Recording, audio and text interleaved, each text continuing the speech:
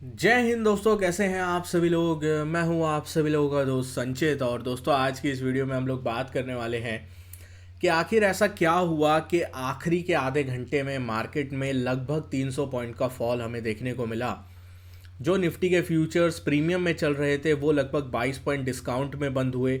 US futures top से लगभग 350 point डाउ और लगभग 200 पॉइंट नैस्डैक जो है वो गिरता हुआ दिखाई दिया। और क्या रीज़न हमारे सामने ग्लोबल इस वक्त पैनिक का बना हुआ है, सारी चीज़ें इस वीडियो में हम लोग जो है वो डिस्कस करने वाले हैं। तो दोस्तों, वीडियो शुरू करने से पहले चैनल को सब्सक्राइब कीजिएगा, बेल आइकन को दबाइएगा और इस वीडियो का लाइक में हम रखते हैं लगभग 1000 लाइक्स, जो कि आप पूरा कर ही देंगे। तो चलिए अब ज़्यादा टाइम वेस्ट ना करते हुए वीडियो को शुरू करते हैं। देखिए, आज जितनी भी तेज़ी फर्स्ट हाफ में हमें देखने को मिली थी, जो हमने निफ्टी हो गया, बैंक निफ्टी हो गया, इन दोनों के ऊपर देखने को मिली थी, वो सारी तेज़ी सेकंड हाफ में फिजल आउट हुई। अब सेकंड हाफ में फिजल आउट होने से पहले ही जब मार्केट इन हायर लेवल्स के आसपास था, टेलीग्राम ग्रुप अभी तक आपने ज्वाइन नहीं किया है, डिस्क्रिप्शन में लिंक है। मोर देन 96,000 से ज़्यादा मेंबर्स हैं। आप लोगों का बहुत ज़्यादा प्यार एंड सपोर्ट यहाँ पे हमें मिल रहा है। यहाँ पे मैंने आप लोगों के साथ शेयर किया था कि 23,750 775 इंपॉर्टेंट रेजिस्टेंस एरिया है। फ्रेश बाइंग मोमेंटम इसके ऊपर ही आएगा।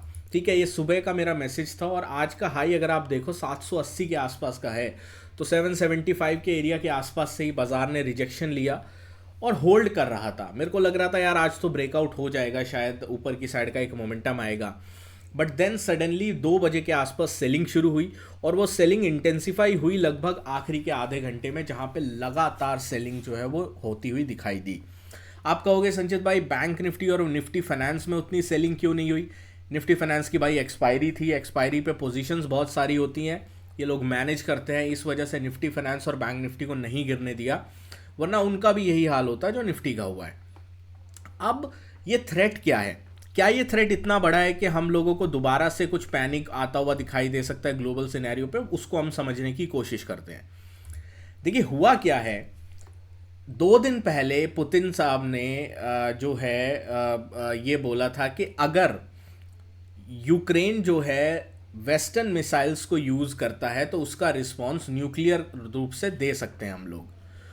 ये कब आया था? जब 2 दिन पहले बाइडन साहब ने यूक्रेन को इजाज़त दे दी थी यूएस की लॉन्ग रेंज जो मिसाइल्स हैं उनको रशिया के अंदर, मतलब मॉस्को की तरफ या उनके शहरी इलाकों में टारगेट करने के लिए। तो आज क्या हुआ है? आज के दिन जो स्टॉर्म शैडो मिसाइल्स हैं, ठीक है, जो यूके भी देने वाला है इनसाइड रशिया अटैक करने के लिए, उनका भी इस्तेमाल किया जाने की बात चल रही है। साथ में यूक्रेन ने जो यूएस की मिसाइल्स हैं उसका इस्तेमाल जो है वो किया है रशिया के अंदर अटैक करने के लिए। उसके बाद क्या हुआ? जो सबसे बड़ी डेवलपमेंट है, जो सबसे बड़ी डेवलपमेंट है वो पुतिन साहब ने अप्रूव कर दिया है अपडेटेड रशियन डॉक्ट्रिन 1000 दिन वॉर होने के बाद। अब इसका मतलब क्या है? इसका मतलब ये है, क्योंकि बहुत सारे लोग के सवाल आ रहे थे कि पुतिन साहब ने क्या चीज़ जो है वो चेंज करी है।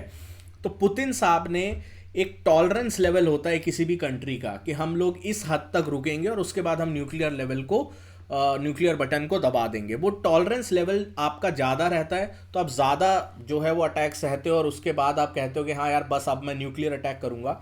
उस टॉलरेंस लेवल को काफ़ी नीचे लेके आ गए हैं। अपनी न्यूक्लियर पॉलिसी में एक बड़ा बदलाव रशिया की तरफ से किया गया है। इस वजह से हम लोगों को एक सडन फॉल, चाहे वो ग्लोबल मार्केट्स में हो चाहे वो हमारे मार्केट्स में हो, इन सब में देखने को मिल रहा है। अब इसका क्या इम्पैक्ट होगा? देखो, अगर आपको इसका सही इम्पैक्ट जानना है, क्या सही में कुछ ग्लोबल पैनिक होने वाला है, ग्लोबल सिचुएशन खराब होने वाली है, तो आपको 2 चीज़ें देखनी होंगी। कल भी हमने इस चीज़ की डिस्कशन करा था और आज भी हम लोग जो है इस चीज़ के बारे में डिस्कशन करेंगे। क्रूड ऑयल, अगर क्रूड ऑयल 72 73 के ऊपर सस्टेन करता है तो हमें 75 तक जो है वो क्रूड जाता हुआ दिखाई देगा। तो 73 के ऊपर अगर निकलता है तो 75 वो पहला साइन होगा कि हाँ जियोपॉलिटिकल टेंशन्स बढ़ रही है। दूसरा साइन होगा बिटकॉइन। गोल्ड से ज़्यादा मैं बिटकॉइन को वैल्यू ज़्यादा करूँगा, क्योंकि बिटकॉइन अगर नहीं गिरता है तो इसका मतलब जो रिस्क ऑन एसेट्स हैं अभी भी उसमें लोग जो है वो इन्वेस्ट करना चाहते हैं, और इस वजह से ज़्यादा सिचुएशन एस्केलेशन के चांसेस कम हैं। मैं ये नहीं कहता सिचुएशन एस्केलेट नहीं होगी, बट चांसेस कम है अनटिल और अनलेस बिटकॉइन गिव अप करे। बिटकॉइन गिव अप करे, क्रूड बढ़े, तो आप समझ जाना सिचुएशन एस्केलेट हो रही है, तब आपको पोजीशन उस हिसाब से बनानी पड़ेगी। बट अगर ये नहीं होता है then there is a high probability ये जो मार्केट नीचे की तरफ गिरा है ये दोबारा से ऊपर जाने का एक बार अटेम्प्ट कर सकता है। अब हमें क्या करना है, ठीक है, हम लोग 518 पे बंद हो गए। कल महाराष्ट्र के इलेक्शंस हैं, एग्जिट पोल्स हैं, हो सकता है उसका हल्का फुल्का कोई रिएक्शन हमें देखने को मिले थर्सडे के दिन, क्योंकि कल बाजार बंद है। तो हम लोग क्या करेंगे, बाजार दोबारा से जिस रेंज को ब्रेकआउट करके गया था उस रेंज में दोबारा से आ गया है। तो अगर थर्सडे के दिन दोबारा से बाजार 23,550 के ऊपर सस्टेन करता है, मैं दोबारा से बाइंग का एक लेवल जो है वो प्रेफर करूंगा, जो कि दोबारा से हमें 23,650 और 23,750 775 की तरफ लेके जाएंगे। नीचे की साइड में जब तक 23,350 और 23,330 नहीं टूटता है, मैं शॉर्ट करने के फेवर में नहीं हूं। इसके नीचे जाता है, खुल के शॉर्ट करो। इसके नीचे हमें बड़े टारगेट्स जो कि 23,000 तक के हैं वो हमें देखने को मिल सकते हैं। बैंक निफ्टी की बात कर लेते हैं। बैंक निफ्टी जो 50,550 का लेवल था उसको ब्रेकआउट किया। ब्रेकआउट करने के बाद ऊपर की साइड बहुत अच्छा ट्रेंड दिया अराउंड 51,000 तक। 51,000 से रिजेक्शन लेके, जो हमने टेलीग्राम पे भी शेयर किया था कि 51,050 और 75 के ऊपर ही अब फ्रेश बाय बनेगा, नहीं निकल पाया, रिजेक्शन हुआ, और इतना sharp rejection due to news हुआ है। तो अब अपने को क्या करना है, 50,550 हमारे लिए एक पिवट लेवल है। जब तक आप 50,500 550 के ऊपर हैं, आप स्ट्रांग हैं, हर डिप में बाइंग आने का अटेम्प्ट होगा, ठीक है। बट अगर आप 50,550 500 के नीचे ट्रेड करना स्टार्ट कर देते हैं ऑन थर्सडे, देन आप वीक हो जाएंगे। And I think next week monthly expiry है, तो सारे इंडाइसेस की एक्सपायरी होगी, मिड कैप की होगी, फिर निफ्टी की होगी, अपना बैंक की होगी, और निफ्टी की होगी, और सेंसेक्स की होगी, बैंक एक्स की भी होगी। तो अगले हफ्ते शायद सारे इंडाइसेस की एक्सपायरी हो रही है दोबारा से, चाहे ये एक्सपायरी इस हफ्ते बंद हो गई है, बट फिर से हो रही है क्योंकि मंथली एक्सपायरी है। तो उसका इम्पैक्ट भी हम लोगों को थोड़ा बहुत जो है देखने को मिल सकता है पोजीशन वाइज। बट 50,550 आपको लिख के रखना है। इसके ऊपर जब तक बैंक निफ्टी है, स्ट्रांग है, खबरें आएंगी, न्यूज़ आएंगी, ज़्यादा इनके ऊपर ध्यान नहीं देना है।